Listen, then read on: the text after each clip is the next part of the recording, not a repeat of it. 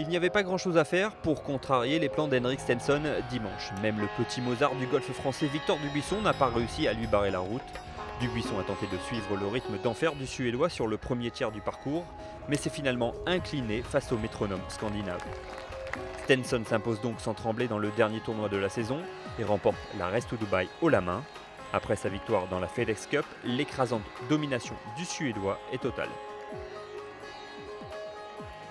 Difficile dans ces conditions pour Dubuisson de nourrir des regrets, d'autant que le Français prend la 3e place du tournoi et termine la saison au 6e rang de la Race to Dubai.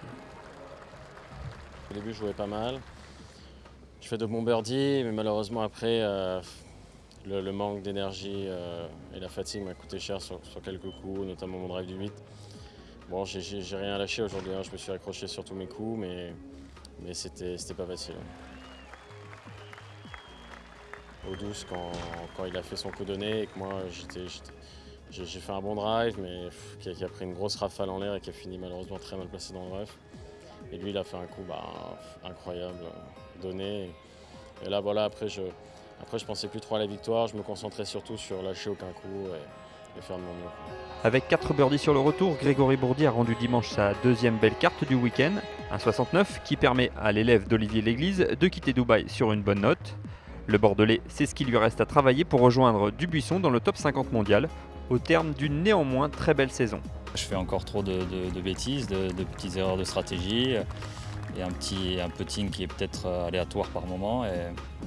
Mais bon, je reste en tout cas optimiste et j'ai continué à progresser cette année. C'est mon meilleur classement sur le Tour européen.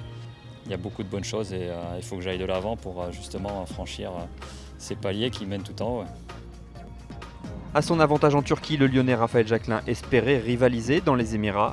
Malheureusement, sa forme est demeurée fluctuante sur cette fin de saison. Pour preuve, son 74 dimanche. C'est bien revenu la semaine dernière, donc c'est dommage pour cette semaine parce que malgré tout, la frappe, le petit jeu, le putting c'était présent.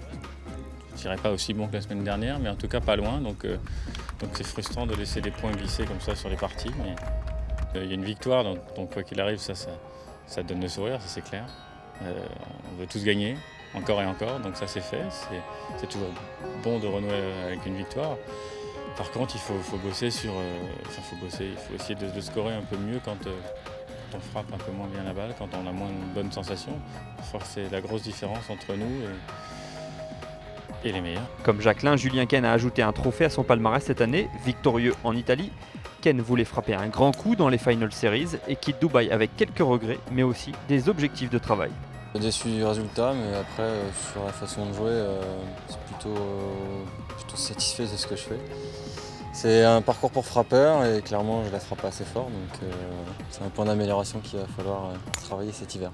Faire de la préparation physique et puis essayer d'augmenter ma vitesse de club, voilà, pour essayer de gagner un peu de distance.